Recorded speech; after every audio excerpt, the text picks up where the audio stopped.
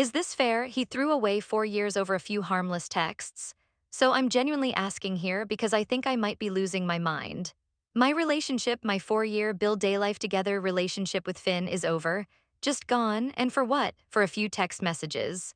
We're not talking about sexting or pictures or even making plans to meet up. It was literally just words on a screen with my ex, Dorian, the digital equivalent of a polite nod from a stranger. A stupid, harmless ego boost that meant absolutely nothing. I didn't sleep with him, I didn't even tell him I missed him. It was just banter.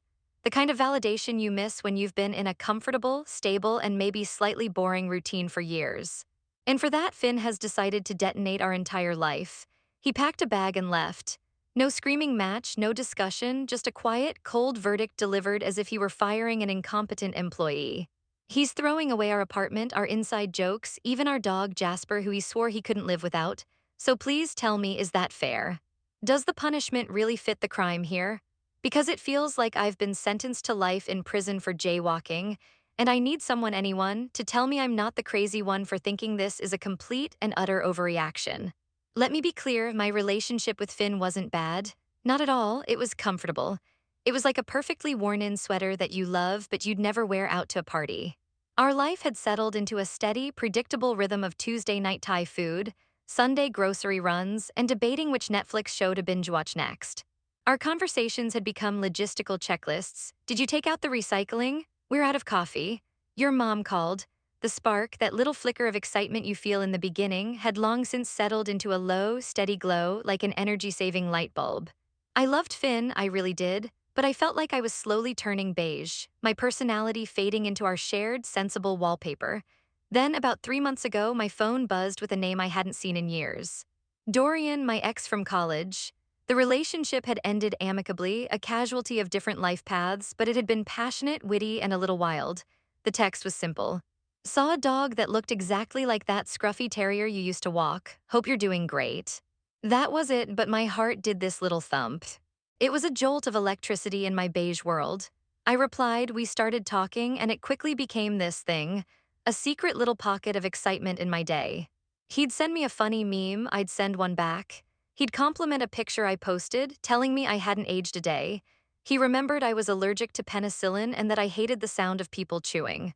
One day he sent me a song by an obscure indie band we'd seen together a decade ago, with the message, "This just came on and I immediately thought of you." It was attention. It was validation from an outside source. It felt like I was the star of a secret movie that only I knew was playing, and I'd have to hide my smile when Finn walked into the room. And honestly, it made me a better girlfriend to Finn, I swear it did.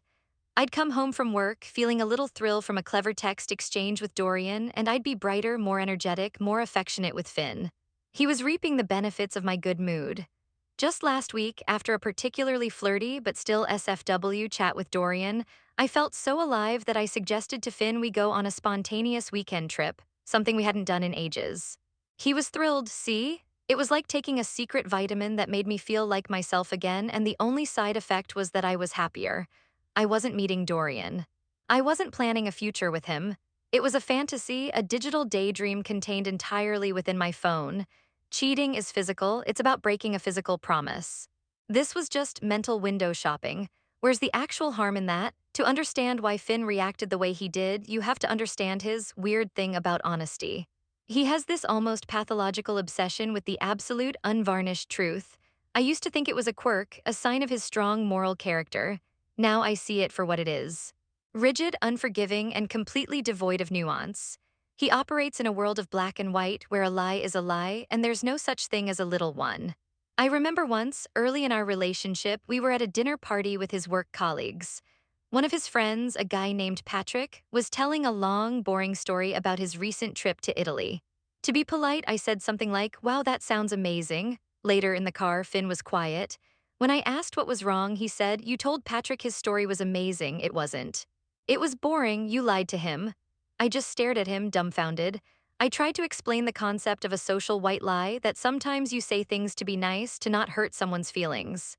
He just shook his head and said, "I'd rather someone be honestly rude to me than politely dishonest." Another time, he literally stopped talking to his own cousin for 6 months because he found out the cousin had called in sick to work to go to a concert. It wasn't his business, it didn't affect him in any way, but to Finn, the principle of the thing was paramount. The cousin had deceived his employer, and that was a stain on his character that Finn couldn't overlook. I had to broker a peace treaty between them. At the time, I brushed these things off. I even found his rigid code of conduct kind of charming in a weird, old-fashioned way. It felt safe, like being with someone who had an unshakable internal compass. I never, ever thought he would turn that same merciless, absolute judgment on me. I thought the rules were different for us. I thought I was exempt from his courtroom because I was his partner, not some random acquaintance or distant relative. I was so wrong. The whole thing blew up on a completely ordinary Wednesday night. We were on the couch, wrapped in our favorite shared blanket, watching some crime documentary. I got up to grab a bowl of ice cream from the kitchen, leaving my phone face up on the cushion next to him. I wasn't thinking, why would I be? In my mind, I had nothing to hide. I was in there for maybe 2 minutes, scooping out vanilla bean and looking for the chocolate sauce, humming along to the show's theme music. When I came back into the living room, the scene was exactly the same, but the entire atmosphere had shifted. The air had gone from cozy and warm to feeling like a vacuum, still, cold, and suffocating. Finn was holding my phone out to me, his arm extended stiffly. His expression was perfectly neutral, which is always worse than him being angry. Your phone buzzed, he said, his voice so flat and devoid of emotion it barely sounded like him. And on the screen, lit up for the world to see, was the notification banner. Dorian, still thinking about you, winking face. My blood ran cold, it was the winking emoji that did it. It was a digital punctuation mark of pure intent. It took something that I could have perhaps dismissed and painted it in a shade of undeniable flirtation. My mind raced, a chaotic scramble of excuses and half-truths. My first instinct was to snatch the phone and laugh it off, to say something dismissive like, that guy is so weird, he pops up every few years. Probably drunk. But my panic was a physical thing, a traitorous wave of heat that flooded my cheeks. I fumbled, reaching for the phone a little too quickly, my hand shaking slightly. Oh, that's just an old friend from college, he's harmless, just a bit of a clown. The lie was weak, pathetic even, and we both knew it. The very act of downplaying it gave it a monstrous weight. My defensiveness was a confession in itself. Finn didn't even look at the phone again. His eyes were locked on mine, and they were filled with a quiet, piercing disappointment that felt 1,000 times more accusatory than shouting ever could. He just watched me squirm, my spoon dripping melted ice cream onto the rug, the silence stretching for an eternity. He didn't have to scroll through my messages. He didn't have to ask any questions. My flustered, guilty reaction had told him everything he needed to know. It was all because of a stupid, goddamn pop-up. My brain went into damage control mode, but every word I said just made the hole deeper. It's not what you think, I stammered, the most cliché and incriminating phrase in the history of language. He's just a friend, we were just catching up, it's nothing.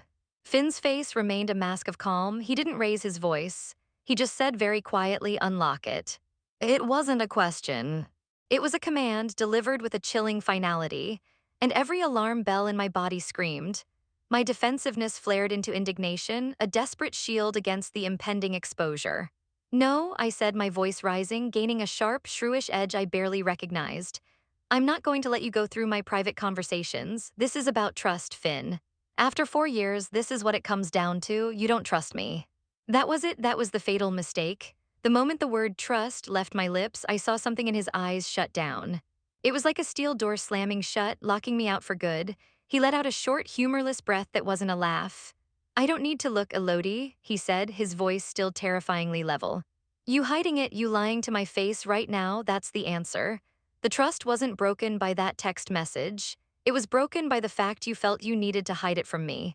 It's broken now in this room by you. He finally looked away from me, staring at the muted TV screen where some detective was pointing a gun. It's already shattered. And I don't know how to glue it back together. I don't even want to try. I started to cry then, fat, hot tears of frustration and panic. I pleaded, I tried to explain the whole beige world needing a spark thing, but my words sounded hollow and selfish even to my own ears. It was like trying to describe color to a man who had gone blind. He wasn't listening. He was just observing me with a kind of detached pity that was more painful than any rage could have been. He let me exhaust my arguments until I was just sobbing, making pathetic little hiccuping sounds in the deafening silence of our living room. Then he stood up, he walked to the bedroom with a strange, deliberate calm. I followed him, a frantic, weeping shadow. Finn, please don't do this, let's just talk about it, yell at me. Scream, do something. But he just opened his closet and pulled out a duffel bag. He packed a few shirts, a pair of jeans, his toothbrush, no big dramatic scene. He moved with the quiet efficiency of someone who had already made their decision hours, maybe even days ago. I'm going to stay at my brother's for a few days, he said, zipping the bag closed. We can talk about the practical stuff later. He walked past me, not even brushing my shoulder, and headed for the door. All my anger, all my justifications, all my tears, they just bounced off a wall of absolute, resolute silence. He had already left me, right there on the couch, long before he picked up his keys. The first 24 hours after he left were a blur of frantic, contradictory actions. I was a mess of pure, undiluted panic. I bombarded his phone with a tidal wave of texts. First came the rage, how can you be so cold? 4 years mean nothing to you, and you're a coward for just walking away. When those were met with a wall of digital silence, I switched to desperate pleading. I'm so sorry, baby, please come home, we can fix this. I'll do anything, followed by a string of crying emojis. Nothing, not a single reply, he wasn't blocking me. He was just ignoring me, which felt infinitely worse. It was a conscious choice to let me scream into the void. By the second day, I was losing my mind. I couldn't eat. I couldn't sleep. I just paced our silent apartment, his absence of physical presence in every room. In my desperation, I did the one thing I probably shouldn't have. I called Jess. Jess is, or was, our mutual friend. The kind of friend who was there for our first anniversary and helped us move into our apartment. I thought if anyone could talk some sense into him, it would be her. I launched into my side of the story, a breathless, tearful monologue about harmless texts and Finn's insane overreaction. I was expecting sympathy, outrage on my behalf, and offer to immediately call Finn and tell him he was being an idiot. Instead, there was a long, awkward pause on the other end of the line. Oh, she said finally, her voice was careful. Wow, Elodie, I'm sorry you're going through that. So you'll talk to him, right? I pressed, desperate. You can tell him how ridiculous this is. Another pause, even more uncomfortable than the first. Elodie, you know Finn, she said, and the way she said it made my stomach clench. It was the same tone you'd use to explain that water is wet. He's always been really black and white about this kind of stuff, about honesty, she sighed. Look, I love you both, but I really, really don't want to get in the middle of this. It was a polite, gentle, but unmistakable brush-off. She wasn't taking my side. She wasn't taking his side. She was stepping away from the wreckage, and in doing so, she was leaving me completely alone in it.